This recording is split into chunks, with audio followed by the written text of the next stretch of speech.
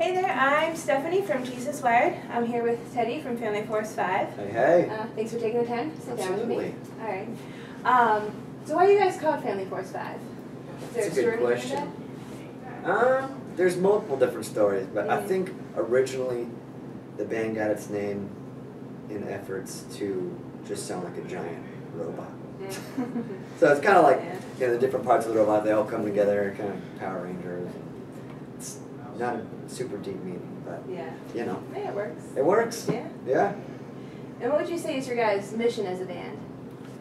Man, we've definitely been honored with kind of being there for people who aren't necessarily on the fence, really, not necessarily on the super Christian side or the super general market side. It's kind of like the 14 to 25-year-olds that are kind of like, I don't know. I don't know what I'm doing with my life, and I don't really care right now, and I'm trying to figure it out. And I think it's pretty awesome. I guess basically our mission, at least what I feel like, and the other guys would agree with me, is that we believe in meeting people where they're at and being there for them where they're at. And it's crazy. You wouldn't believe kids how they let their guards down and their walls down when it's like, you know, when they come up to us and we're like, we just want to love on you, and they're like, well, okay. You know, it's incredible. Yeah. Yeah. Are there any like particular fan encounters that you've had that maybe were like extra meaningful or unique in some way that you'd like to talk about? Yeah, there was a few years ago. There was this girl who actually she wrote us a note on the back of a pizza box. We had seen her at a few shows. I mean, I'll never forget her now, but she seemed fairly normal. We have a lot of really cool, eccentric, loud fans, I guess you could say, and she seemed relatively normal compared to the pink hair, crazy neon dressed fan. And she's super sweet. Probably looked 15, 16 years old. And she wrote us. I mean, after seeing her multiple times, she wrote us a note on the back of a pizza box, kind of just telling us how our songs helped her with depression, and I mean, she started cutting herself and was really, really in the just down, and it's funny because our songs are very, we have songs that are more meaningful and also songs that are just about dancing and having a great time and loving on each other. And it was cool. There were specific songs that didn't have any intent other than to make you want to dance or to just,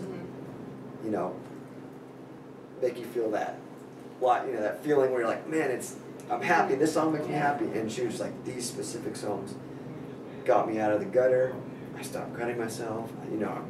It was just, I don't know, it blew my mind. There's been a few like that. It's really common around those junior high school age kids that are just, they're growing up and they don't really know where to turn. They think that the world's against them, and it's cool to see them naturally find a place or find songs that they're like, okay, this is positive, and I can get behind this. And it provides hope in the craziest way I've ever seen. Yeah. So not us at all, but it's awesome that we can use to do that. That's cool. And like, what might you say to some people who maybe think your songs don't necessarily have like an explicit Christian message, or think that like every song should? Yeah, that's something I have struggled with my entire life. I grew up in the Christian music scene in Boldt, and my parents, who are, in my opinion, the coolest parents in the world, they didn't know. They were very, they're not a Christian band. They don't sing about God, so you can't listen to them. And it was like, it wasn't until I was 16, 17, 18 where I was like, oh wait, you know what? There are bands that have incredible messages and have learned a lot. It may be the most solid Christian dudes in a band, but their ministry is being, in the world, going out in the world, but not being of the world. Right. And it was actually me and my dad, we found The Killers. I don't know. Okay, yeah. And I mean, Brandon Flowers, lead singer of The Killers, probably one of the best lyricists ever. And Bono from U2, it's like, it's unreal, and it's in there are a lot of bands out right now that may sing about God in every one of their songs, but they're very contrived and forced and seem very not honest. And so I believe if we can write a song about God or about where we are at with our relationship with Jesus, awesome. But only if it's, only if it's honest. And then at the same time, it's like we get in the room and we're like, this word makes us laugh. Let's write a song about a chainsaw. You know what I mean? Or this word makes, this is funny. This is going to get kids out of their comfort zone and help them escape in a positive environment. So let's do that. And that is our mission. So we do deal with a lot of people who are like, it's actually really funny. This lady came up to us, and it wasn't necessarily about a song, but she just came up one show and was like, how do you charge for your concerts? Isn't it a ministry? And I was like, I just wanted to go off on her. And I was like, deep breath. No, we're cool. And I said, ma'am, are you married? She's like, what does your husband do?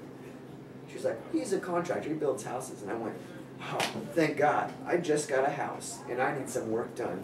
Since I'm a Christian, can he come over and do some work for free? Because I don't have any money.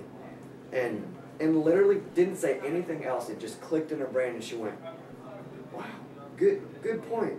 And then ends it with, we just love chainsaw.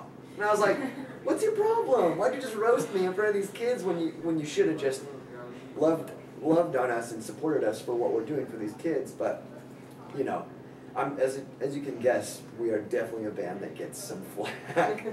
But, man, what goes behind our music is to provide a positive message and environment for kids. And, man, there's some stuff on this new record we're working on that's deeper and more honest than anything I think this band's ever done. And we'll see how it goes. So, yeah. I think it's great that there's, that diversity within the Christian music world.